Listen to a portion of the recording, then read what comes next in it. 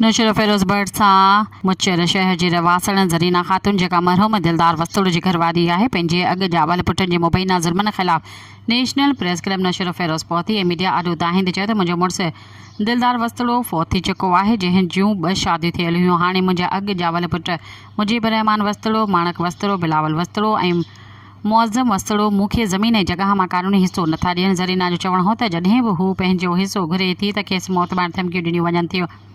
हुन चयो त हू 4 नियाणियुनि जी माउ आहे ऐं दरबदरी वारी ज़िंदगी गुज़ारे रही आहे। ज़रीना आला अख़्तियारनि खां मुतालबो कंदे चयो त मां CM Sindh, IG Sindh, DIG शहीद बेनज़ीराबाद, सेशन जज नौशर फिरोज़, SSP नौशर फिरोज़ ऐं बेनवस वारनि इदारनि खां अपील कयां थी त मूंखे तहफ़ुज़ ॾिनो वञे, धमकियूं ॾींदड़ पुटनि ख़िलाफ़ क़ानूनी कार्रवाई करे मूंखे मुंहिंजो हक़ ॾियारियो वञे। हुन ख़बरदार कंदे चयो त जेकॾहिं मूं सां को बि वाक़ियो पेश आयो त हुनजो ज़िम्मेवार मुंहिंजा अॻु जा वल पुट हूंदा। सब्सक्राइब कयो अवामी न्यूज़ HD खे ऐं ताज़ा तरीन ख़बरुनि लाइ ॾिसंदा रहो अवामी न्यूज़ HD।